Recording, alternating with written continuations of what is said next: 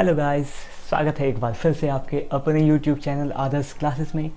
अभी हम करने वाले हैं ग्रामेटिकल पोर्शन की शुरुआत और उसको बढ़ाने वाले हैं आगे, क्योंकि आपको पता होगा हमने पार्ट्स ऑफ स्पीच की शुरुआत की थी और उसके पहले टाइप यानी कि नाउन को हम लोगों ने फिनिश किया था। तो अब हम लोग आने वाले हैं उसके दूसरे टाइप की ओर, जो है प्रोनाउन। जी हाँ, आज हम लोग प्रोनाउन पे डिस्कशन करेंगे, उसके टाइप्स को देखेंगे, उसके डेफिनेशन और एग्जांपल्स पे भी फोकस करेंगे। चलिए स्टार्ट करते हैं प्रोनाउन और शुरू करते हैं प्रोनाउन की डेफिनेशन के साथ। देखिए, प्रोनाउन की डेफिनेशन कुछ इस प्रकार है। A pronoun is a word that replaces a noun in a sentence. मतलब प्रोनाउन यानी सर्वनाम ऐसा शब्द है जो नाउन को रिप्लेस करता है, यानी कि नाउन के बदले जिसका हम यूज़ करते हैं, संज्ञा के बदले जिसका हम यूज़ करते हैं, वो कहलाता है प्रोनाउन यानी कि सर्वनाम। इसको एक और वेरिएबल वे में समझते हैं दूसरे तरीके से। Pronouns are used to avoid repeating the same nouns over and over again.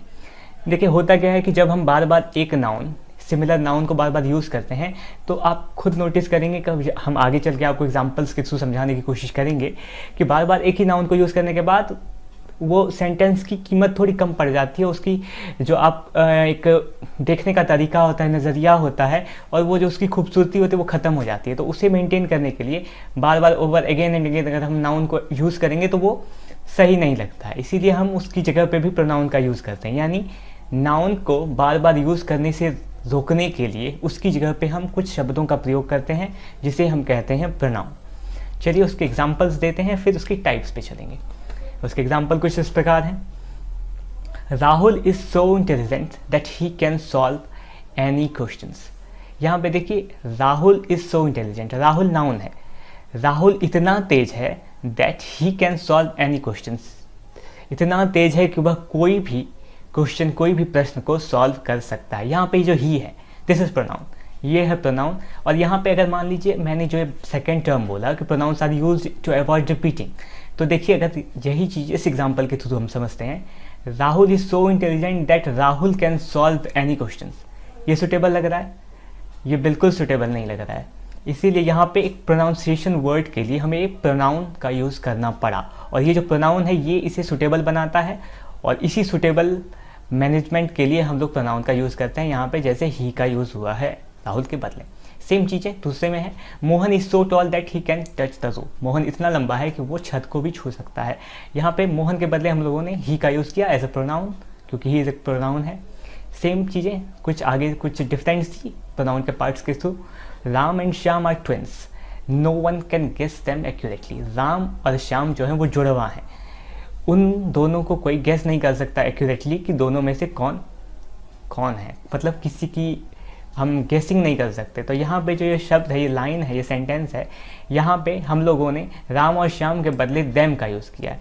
अब फिर से एक बार इसको समझने की कोशिश करते हैं। Ram and Shyam are twins, no one can guess Ram and Shyam accurately. अगर हम यहाँ पे देम के बदले राम एंड श्याम एक्यूरेटली लगते तो शायद ये उतना सुटेबल बिल्कुल नहीं लगता। तो देम लगाने के बाद इसकी महत्ता बढ़ जाती है। इसीलिए ये जो है जिसको हमने नाउन के बदले यूज़ किया देम को, दिस इज़ कॉल्ड प्रोनाउन। अब चलिए इसके टाइप्स को अगर हम समझेंगे तो फिर और ज़्यादा इसके जुड़ी सारी परेशानियों के हल हमें टाइप्स के माध्यम से मिल जाएंगे। तो चलिए इसके टाइप्स को देखते हैं कि इसके टाइप्स होते कितने हैं। टोटल इसके 7 प्रकार होते हैं, 7 टाइप्स होते हैं कुछ इस प्रकार से।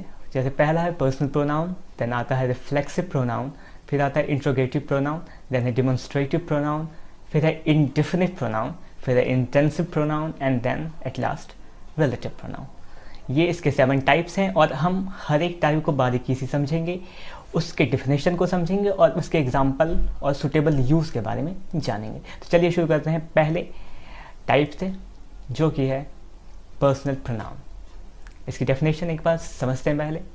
It refers to a specific person और थिंग, यानी इसका एक सिंबल सा अगर हम कहें, सीधा एक डेफिनेशन ये है कि ये किसी खास व्यक्ति या वस्तु के बारे में यूज़ किया जाता है in the place of noun, यानी कि नाउन की जगह पे। Their form changes to indicate a person, number, gender और केस। उसकी जो प्रकार हैं वो बदलते हैं according to the person, number और जेंडर और केस। यानी कि आदमी, नंबर, संख्या, जाति के हिसाब से उनके प्रकारों में बदलाव होता है, लेकिन इसका जो मेन मोटिव है पर्सनल प्रोनाउन का वो ये है, ये किसी खास व्यक्ति या वस्तु के बदले यूज़ होता है इन प्लेस ऑफ नाउन। अब इसके एग्जाम्पल के थ्रू हम समझते हैं। इसके एग्जाम्पल जैसे हैं, I walked directly to the party. अब इसको हमने पर्सनल प्रोनाउन को समझा, लेकिन पर्सनल प्रोनाउन को भी हम डराइव करते हैं 3 अलग अलग पार्ट्स में और ज़्यादा गहराई से समझने के लिए। सबसे पहले इसके एक जो टाइप्स को हमने 3 भागों में और बांट दिया है पर्सनल के, तो उन टाइप्स को एग्जांपल्स के थ्रू हम समझने की कोशिश करते हैं। पहला एग्जांपल है जैसे I walk directly to the party, ये है सब्जेक्टिव प्रोनाउन का एग्जांपल। और दूसरा एग्जांपल भी है Mohan danced and you too, ये भी है सब्जेक्टिव प्रोनाउन का डेफिनेशन। अब आपको जानने की कोशिश होगी कि ये सब्जेक्टिव प्रोनाउन है क्या। तो सब्जेक्टिव प्रोनाउन वो प्रोनाउन है जिसमें हम प्रोनाउन का यूज़ करते हैं नाउन के बदले एज ए सब्जेक्ट, यानी कि सब्जेक्ट पे हम प्रोनाउन का यूज़ करते हैं, तो उसे हम कहते हैं सब्जेक्टिव प्रोनाउन। जैसे यहाँ पे देखिए आई, ये आई जो है ये सब्जेक्टिव प्रोनाउन है, यहाँ पे आई सब्जेक्ट के रूप में यूज़ हुआ है in place of noun. Same चीज़ है यहाँ पे भी है, Mohan danced and you too, यहाँ पे यू जो है ये प्रोनाउन है, लेकिन ये सब्जेक्टिव प्रोनाउन है। ये जो है किसी नाउन के बदले आया है, किसी स्पेसिफिक नाउन के बदले आया है एज अ प्रोनाउन यहाँ पे, इसीलिए यहाँ पे हमने इसको सब्जेक्ट के रूप में यूज़ किया है। लेकिन अब जहाँ पे आते हैं दूसरा पार्ट है ये पॉजिटिव प्रोनाउन का, all the books are mine. और दूसरा एग्जांपल है is there book yours too. तो यहाँ पे पॉजिटिव प्रोनाउन मतलब जिसमें हम लोग दिखाते हैं कि हक, अधिकार बताते हैं, this is called positive pronoun. आपको पता होगा पॉजिट करते हैं अधिकार, हक को दर्शाने की प्रक्रिया कहलाती है पॉजिटिविटी। तो ये जो पॉजिटिव प्रोनाउन है ये हक, अधिकार को बताता है। यहाँ पे आपको सेंटेंस से ही पता चल रहा होगा, all the books are mine. यहाँ पे बताया जा रहा है कि यहाँ जितनी भी किताबें हैं वो मेरी है, यानी कि इसमें मेरा सभी किताबों पे हक दिखाया गया है। सेम चीज़ नेक्स्ट सेंटेंस में भी है, is there books yours too. यहाँ पे जो दूसरा सेंटेंस उसमें कहा गया है कि यहाँ जो किताबें हैं क्या ये सारी किताबें तुम्हारी है, तो यहाँ पे भी अधिकार दिखाया गया है। यहाँ पे भी ये पूछा गया है कि क्या तुम्हारी इन किताबों पे आधिपत्य तुम्हारा है, यानी यहाँ पे भी पोजीशन की बात हो रही है। अब हम तीसरे पे चलते हैं जहाँ पे प्रोनाउन को एज अ ऑब्जेक्ट हम यूज़ करते हैं, जैसे कि राम सेव्ड मी। यहाँ पे देखिए राम सब्जेक्ट में तो पहले से नाउन है, लेकिन हम प्रोनाउन का यूज़ कहाँ कर रहे हैं, as a object, as an object sorry.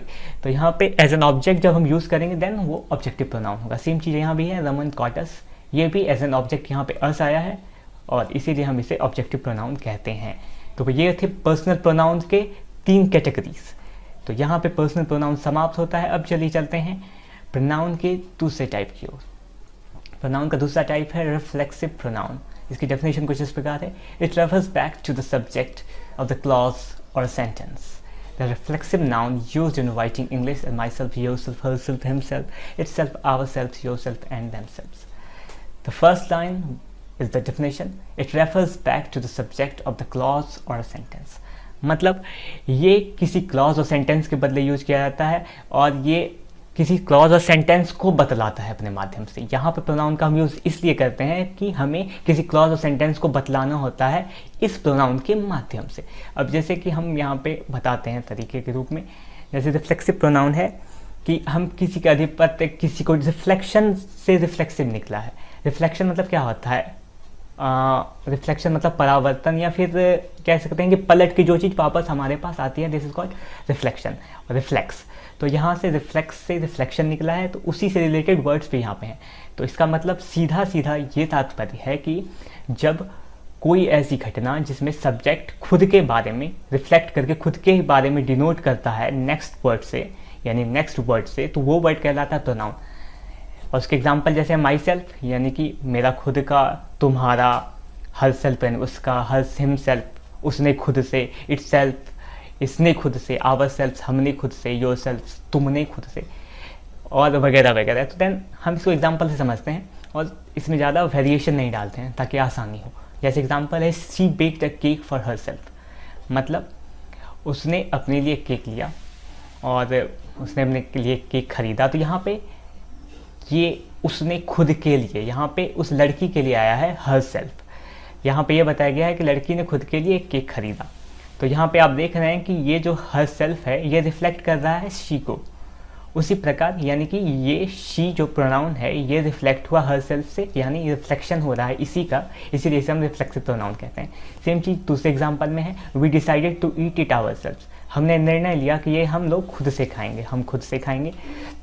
और यहाँ पे भी आवरसेल्फ जो है वो रिफ्लेक्ट कर रहा है बी को, यानी इस प्रोनाउन का रिफ्लेक्शन मिल रहा है आवरसेल्फ से, इसलिए हम यहाँ पे आवरसेल्फ को हरसेल्फ को रिफ्लेक्सिव प्रोनाउन में रख रहे हैं।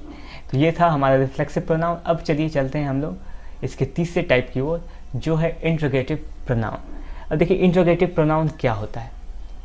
इंट्रोगेटिव से आपको पता चल गया होगा कि ये निश्चित ही कोई ना कोई इंट्रोगेशन की बात होगी यहाँ पे, यानी प्रश्न यहाँ पे आने वाले हैं, क्वेश्चन मार्क यहाँ पे आने वाले हैं। तो चलिए डेफिनेशन जानते हैं। It is use to ask question, सीधा प्रकार है। यहाँ पे पहली लाइन में ये बता दिया गया है कि इसका उपयोग किया जाता है प्रश्नों को पूछने के लिए। The interrogative pronouns are who, whom, which and what। ये जो इंट्रोगेटिव प्रोनाउन है वो ये चार हैं, whom, which and what। If you are learning English as a second language, it is important to remember that who and whom are used to refer to people, while which is used to refer to things and animals who acts as the subject, while who acts as the object।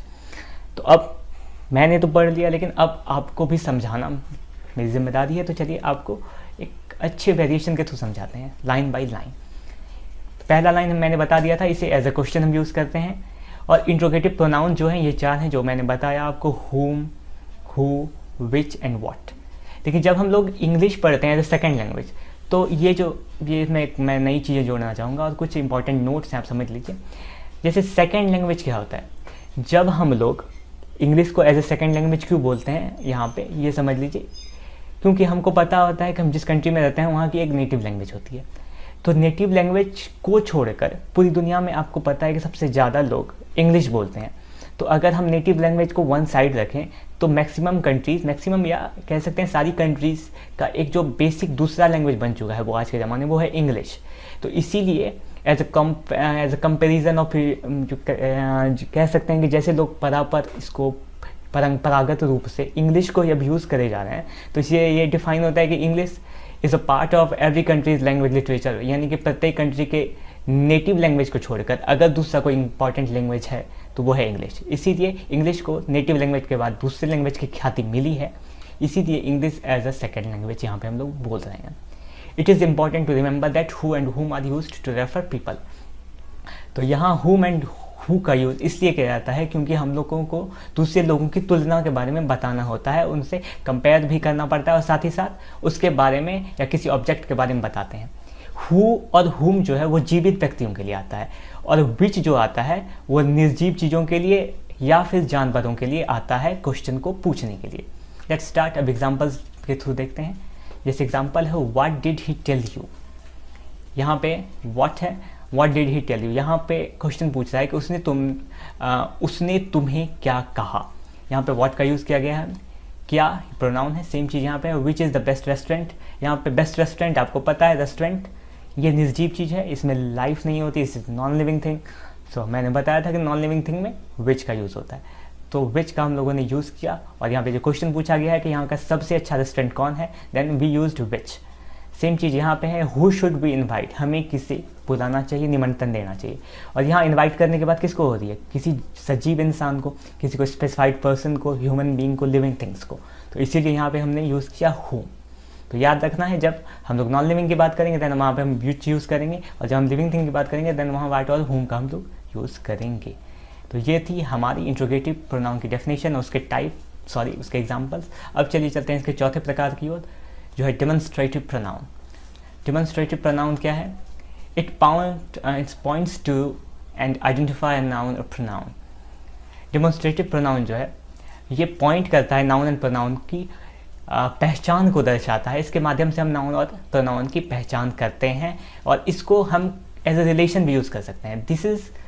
This and these refer two things that are nearby in the space of time, while that are those that are two things that are further away in space and further away in the time। इस pronoun के माध्यम से हम किसी दूर की वस्तु को दर्शाने के लिए, उसकी पहचान को बतलाने के लिए इन प्रोनाउनों का यूज़ करते हैं, इन सर्वनामों का यूज़ करते हैं। चाहे वो नज़दीक हो या दूर हो, उसे डिनोट करने की प्रक्रिया में हम जिस प्रोनाउन का यूज़ करते हैं वो कहलाता है डेमोन्स्ट्रेटिव प्रोनाउन। अब एग्जाम्पल के रूप में लिखते हैं, this is the dress I will wear, that is one I war yesterday.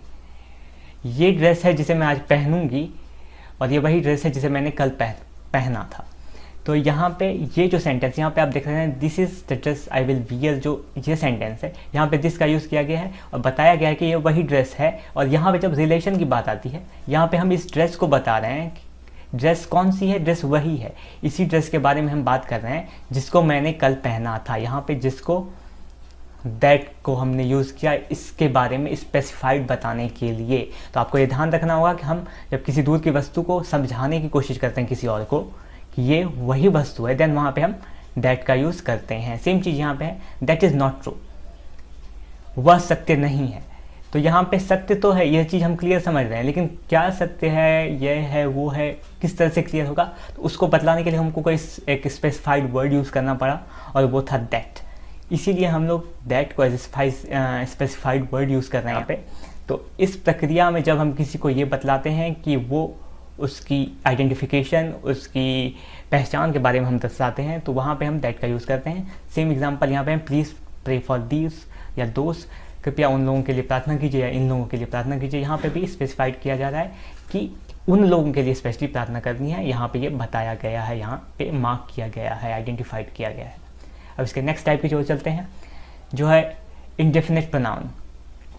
Indefinite pronoun आपको नाम से ही लग रहा होगा कि डेफिनेट नहीं है, थोड़ा निश्चित नहीं होता है, ये कन्फ्यूजिंग सा प्रोनाउन है, इसमें कन्फ्यूजिंग सा वर्ड यूज़ होता है और ये कन्फ्यूज़न को दर्शाता है और इसमें क्लियर नहीं होता कुछ। तो इसके डेफिनेशन में भी आपको पता चलेगा आगे।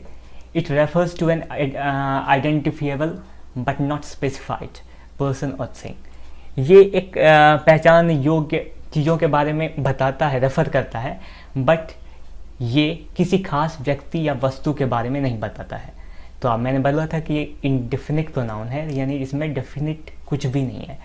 इसीलिए यहाँ पे पहले ही डेफिनेशन में बता दिया गया है कि किसी खास व्यक्ति या वस्तु के बारे में नहीं बताया जाता है। An indefinite pronoun conveys the idea of all, any, none और सम। यहाँ पे ये जो इंडेफिनिट प्रोनाउन है, ये एक आइडिया को दर्शाता है, एक सामने दिखाने की कोशिश करता है, जो सभी के द्वारा, किसी खास के द्वारा या किसी के भी द्वारा नहीं हो, उस दोनों के बीच में एक रिलेशन को बतलाने की कोशिश करता है। If you are learning English as a second language, यहाँ पर भी वही चीज़ें आ रही हैं। अगर हम इंग्लिश को द्वितीय मातृभाषा के रूप में हम यूज़ कर रहे हैं, remember the following common indefinite pronouns. तो अगर हमको इंग्लिश को अपनी दूसरी मातृभाषा, दूसरी भाषा के रूप में यूज़ करना है, तो इन सारे इंडेफिनिट प्रोनाउन को याद रखना पड़ेगा। जैसे ऑल यानी सभी, अनदर यानी दूसरा, एनीबॉडी यानी कोई भी, एनीवन कोई भी एक, एनीथिंग कुछ भी, ईच प्रत्येक, एवरीबॉडी प्रत्येक आदमी, एवरीवन प्रत्येक इंसान, एवरीथिंग, फ्यू, मैनी यानी कुछ, बहुत, कोई भी नहीं, नन यानी कि कोई भी नहीं, वन एकलौता, सेवरल इन सब में, सम कुछ, समबडी कुछ चीज़ें, समवन, ये सारे जो वर्ड्स हैं जो स्टार्ट हुआ यहाँ ऑल से, ये ऑल से लेके यहाँ तक एनी तक जितने भी वर्ड हैं, इसको हम इंडेफिनिट प्रोनाउन में यूज़ करते हैं। और ये सारे वर्ड्स की हिंदी आपको ध्यान रखना बहुत ही आवश्यक पड़ जाता है, क्योंकि जब आप बनाते हो सेंटेंस तो इनसे क्रिएट होता है एक प्रोपेगेंडा, एक इम्पॉर्टेंट सेंटेंस का निर्माण होता है। और उस सेंटेंस को निर्माण को समझने के लिए और परखने के लिए अगर हम इस वर्ड की हिंदी नहीं परख पाते हैं, समझ पाते हैं, तो अगर हम उसे डिफ़ाइन करते हैं या उसे प्रिपेयर करने की कोशिश करते हैं, तो बिना हिंदी समझे आप इसकी गहराई या लाइंस की इंपॉर्टेंस को नहीं समझ सकते। तो आपको प्रत्येक की हिंदी में ध्यान रखना पड़ेगा। अब एग्जाम्पल लेते हैं तो आप शायद और ज़्यादा सेटिस्फाइड लगें। जैसे एग्जाम्पल है इसका, everybody got lost on the way there, यानी प्रत्येक आदमी जो था वो गायब हो गया, प्रत्येक आदमी खो गया रास्ते में वहाँ पे। यहाँ पे स्पेसिफाइड किया गया है कि हर वो आदमी जो वहाँ पे था, मौजूद था, वो वहाँ खो गया। देन फिर दूसरे एग्जांपल में, somebody forgot to bring the map, कुछ ने या किसी एक ने मैप लाना भूल गया, कोई एक। यहाँ पे ये कहने की कोशिश की गई है कि कोई एक मैप लाना जो है वो भूल गया, मानचित्र लाना भूल गया। तो यहाँ पे किसी एक के बारे में डिनोट किया गया है, यहाँ बता दिया गया है कि कोई एक मैप लाना भूल गया है। सेम चीज़ यहाँ पे है, no wonder so few showed up, इसमें कोई आश्चर्य की बात नहीं है कि बहुत कम लोगों ने दिखावा किया। तो यहाँ पे भी ये बताया गया है, यहाँ पे डिनोट किया गया है कि बहुत कम नहीं है। जो स्पेसिफाइड करके हम किसी को खास स्पेशल पर्सन को या स्पेशल समुदाय को, स्पेशल लोगों की समूह को हम बता रहे हैं, तो वहाँ जो हम बताते हैं ये इंडेफिनिट प्रोनाउन के थ्रू ही बताते हैं। इसमें कन्फ्यूज़न है। एवरीबॉडी, जैसे इसमें था एवरीबॉडी, इसमें पता नहीं लग रहा कि एवरीबॉडी में कौन कौन आता है। समबडी में कौन कौन आता है, कुछ लोग हैं, लेकिन कौन कौन है तो नहीं पता चलता है। फ्यू में से बहुत कम लोग, गिने चुने लोग। अब गिने चुने लोग कौन है, इसमें भी कोई कंफर्मेशन नहीं है। तो यहाँ पे इंडेफिनिट प्रोनाउन के थ्रू यही पता चलता है कि ये जो चीज़ें हैं और ये जो प्रोनाउन है ये डेफिनिट मार्जिन किसी भी पर्सन, प्लेस और थिंग के बारे में हमें नहीं बताते हैं। ये था इंडेफिनिट प्रोनाउन। अब चलते हैं इसके नेक्स्ट टाइप की ओर, जो है इंटेंसिव प्रोनाउन, या इसको इम्फेटिक प्रोनाउन भी हम लोग कह सकते हैं। और अक्सर लोग इंटेंसिव प्रोनाउन और या हम कह सकते हैं कि इम्फेटिक प्रोनाउन और रिफ्लेक्सिव प्रोनाउन में कन्फ्यूज़न में रह जाते हैं, क्योंकि लोग समझ नहीं पाते कि अक्सर इसके जो टाइप्स होते हैं, इंटेंसिव के एग्जांपल होते हैं और रिफ्लेक्सिव के एग्जांपल होते हैं, वो सेम होते हैं। तो कन्फ्यूज़न होती है। मैं कोशिश करता हूँ आपकी कन्फ्यूज़न को क्लियर करने की। चलिए पहले इसके डेफिनेशन को समझते हैं। It is use to emphasize their antecedent. Antecedent मतलब होता है कि हम उसके उपवर्गी को यूज़ करते हैं, मतलब पूर्ववर्गी जिसको कहते हैं, इसको हम यूज़ करते हैं इस प्रोनाउन के through. Intensive pronoun is identical in form of reflexive pronoun. Intensive pronoun भी यूज़ होता है पहचान के रूप में रिफ्लेक्सिव प्रोनाउन के थ्रू। यानी इसमें ये बताया गया है कि रिफ्लेक्सिव प्रोनाउन में भी इसके एग्जाम्पल यूज़ होते हैं, तो कन्फ्यूज़न होना अनिवार्य है या लाजमी है। लेकिन इसको एम्फेसाइज करते हैं इसके एंटीसेंडेंट के माध्यम से। तो एंटीसेंडेंट क्या हुआ, यानी उपवर्गी क्या हुआ, वो हम आपको बताते हैं कुछ चीज़ के थ्रू। इसका एग्जाम्पल जैसे है कि I myself find it easy. अब देखिए जैसे पीछे चलते हैं, एक बार थोड़ा पीछे चलते हैं और चलते हैं एक बार रिफ्लेक्सिव की ओर। यह रिफ्लेक्सिव प्रोनाउन, यहाँ पे देखिए हमने बात की रिफ्लेक्सिव प्रोनाउन के एग्जाम्पल की, तो यहाँ पे एग्जाम्पल है she baked a cake for herself. उसने केक लिया खुद के लिए। यहाँ पे ये तो बताया जा रहा है कि उसने खुद के लिए लिया केक, लेकिन ये नहीं बताया जा रहा है कि उसने जो केक लिया वो स्पेशली वो उसने खुद के लिया, उसने केक लिया, ये बात बताया उसने खुद से केक लिया, खुद के लिए लिया। लेकिन ये ऐसे पूरी जोर नहीं डाल रहे कि हम ये उसी ने लिया। सेम चीज़ यहाँ पे देखिए, we decided to eat ourself. हमने ये निर्णय लिया कि हम ये आपस में ही खाएंगे, खुद ही खाएंगे, हम लोग ही खाएंगे। इसमें कोई फोकस नहीं है कि नहीं हमको खाना है, इसमें कुछ ऐसा खास फोकस नहीं बनता है। या यूँ कह सकते हैं कि इसमें आप वो डोमिनेशन नहीं दिखता है, या फिर वो कह सकते हैं कि वो इंटेंशन नहीं दिखता है, वो एम्फेसाइजमेंट नहीं दिखता है कि हम पूरी तरह से एम्फेसाइज कर रहे हैं, पूरी तरह से हम फोर्स डाल रहे हैं कि ये चीज़ मेरा ही है, हम इस पर अधिकार रखते हैं। इस तरह का फोर्स नहीं हो रहा है कि हम ही लोग खाएंगे। लेकिन देन जैसे ही हम अभी डिफरेंस आपको पता चलता है, जैसे हम चलते हैं यहाँ पे इंटेंसिव की तरफ, तो यहाँ पे देखिए, यहाँ पे बताया जा रहा है स्पेशली देखिए, I myself find it easy. मैंने खुद से इसे ईजी माना, मैंने खुद से इसे इजी पाया। यहाँ स्पेशली बताया जा रहा है कि मुझे छोड़ के किसी और ने नहीं। अगर हम रिफ्लेक्सिव की बात करेंगे तो वहाँ दूसरा शायद ऑप्शन हो सकता है, लेकिन यहाँ इंटेंसिव में अगर हम सब्जेक्ट की बात करें तो वो काम सब्जेक्ट को छोड़ के कोई और नहीं कर रहा है, स्पेशली सब्जेक्ट को ही हम रिफ्लेक्ट कर रहे हैं वहाँ पे। अगर रिफ्लेक्सिव प्रोनाउन के थ्रू भी लें तो रिफ्लेक्सिव प्रोनाउन में कोई और शायद वहाँ पे आ भी सकता है, लेकिन इंटेंसिव में स्पेशली जिस सब्जेक्ट की बात कर रहे हैं स्पेशली उसी ने वो काम को किया है, उसको छोड़ के none other than anyone else, किसी ने भी उसके साथ उस काम में हाथ नहीं बटाया है, इसमें इकलौता उसका ही हाथ है। सेम चीज़ दूसरे सेंटेंस में, you yourself should tell me you like me. तुम्हें खुद से कहना होगा कि तुम मुझे पसंद करते हो। यानी यहाँ पे यू पे फोर्स डाला गया है कि तुम्हें खुद से करना पड़ेगा, उसको जोर डाला गया है कि वो खुद से ही बोलेगा कि वो उसे पसंद करता है। यहाँ पे ऐसा कुछ पर्पस नहीं दिखाया गया है कि तुम्हारे थ्रू कोई और भी बोल सकता है। तो जेन्युइनली खास में जब फोर्सफुली हम किसी को बोलते हैं या फिर ऐसा लगता है कि उस पर जोर डाला गया है, उस पर एम्फेसाइज किया गया है, देन हम उस जगह पे वहाँ पे इंटेंसिव प्रोनाउन या फिर एम्फेटिक प्रोनाउन का यूज़ करेंगे। आपको एक बार ये समझ लेना पड़ेगा कि जहाँ पे फोर्स होगा, किसी को जोर डाला गया होगा, आप हिंदी उसकी समझने की कोशिश करना। जहाँ पे फोर्स डालने का ज़्यादा ऐसा लगे कि वो उस पर फोर्स डाल रहा है, देन वहाँ पे आप उसे एम्फेटिक प्रोनाउन के रूप में ले सकते हैं। लेकिन अगर वहाँ पे फोर्स की प्रक्रिया ना लगे, उस पर जोर नहीं डाला गया हो, देन वो जनरली रिफ्लेक्सिव प्रोनाउन ही होता है। और इसके लिए स्पेशल वीडियो मैं एक लेके आऊँगा जिसमें स्पेशली मैं इंटेंसिव प्रोनाउन और रिफ्लेक्सिव प्रोनाउन का अच्छे से आपके सामने प्रस्तुत करूँगा और उसे और गहराई से समझाऊँगा। अभी हर टाइप को समझना है तो उस टाइप के साथ हमको आगे बढ़ना पड़ेगा, और इसे समझने के लिए थोड़ा समय चाहिए और आपको भी समय देना पड़ेगा। मैं भी आपके लिए वीडियो लेकर जल्द ही आऊँगा उस पर, और उसे एक अच्छी तरह से आपके सामने व्यक्त करने की कोशिश रहेगी हमारी। अब चलिए चलते हैं इसके आखिरी टाइप की ओर। शायद it is use to link one phrase, लेकिन जिसकी बात कर रहे हैं वो है रिलेटिव प्रोनाउन। रिलेटिव प्रोनाउन है क्या? It is use to link one phrase और क्लॉज टू अनदर फ्रेज और clause. The relative pronouns are whom, that and which।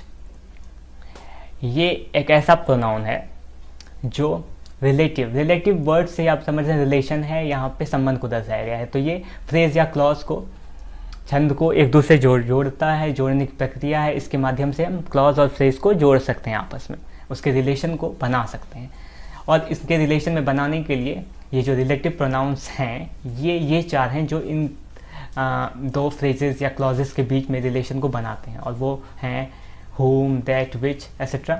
इन सब का यूज़ करते हैं हम लोग एज अ प्रोनाउन जो कि रिलेशन बनाने में हेल्प करेगा। The compounds whoever, whomever, whichever are also commonly used as relative pronoun. तो जो कंपाउंड है whoever, whomever, whichever, ये तीनों भी रिलेशन को जोड़ने में, दो सेंटेंस के बीच के रिलेशन को दर्शाने में हमारी हेल्प करते हैं। तो ये भी रिलेटिव प्रोनाउन के रूप में उपयोग में लाए जाते हैं। अब एग्जाम्पल के थ्रू समझते हैं।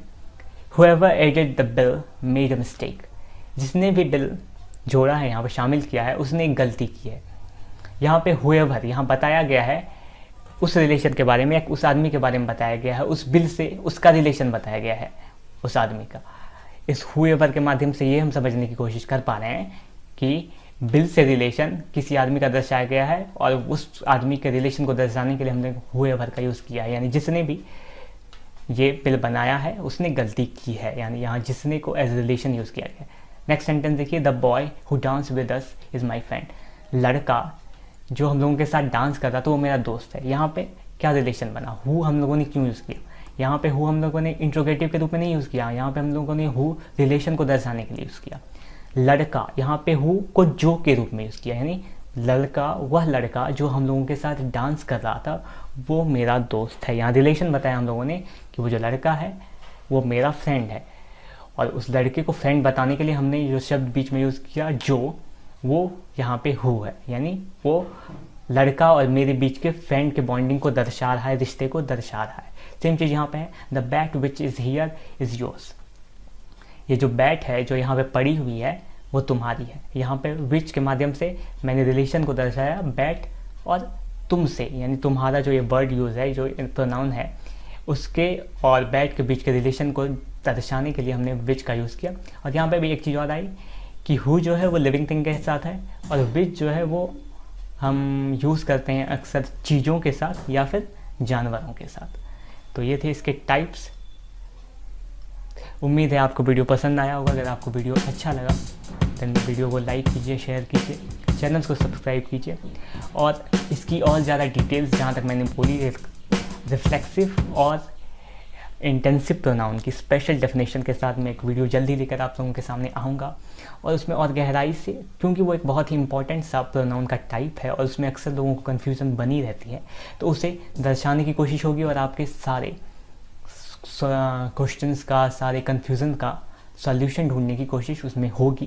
और उम्मीद है कि अगर आप वो वीडियो देखेंगे तो बिल्कुल आप निश्चिंत हो जाएंगे और कन्फ्यूज़न सारी दूर हो जाएगी रिफ्लेक्सिव और इंटेंसिव प्रोनाउन के बारे में। वीडियो देखने के लिए धन्यवाद। मिलते हैं नेक्स्ट वीडियो में नई नॉलेज किट के साथ, और आप लोगों के सॉल्यूशन को ध्यान में रखते हुए नई वीडियो जल्दी आ रही है। नमस्कार, धन्यवाद, प्रणाम।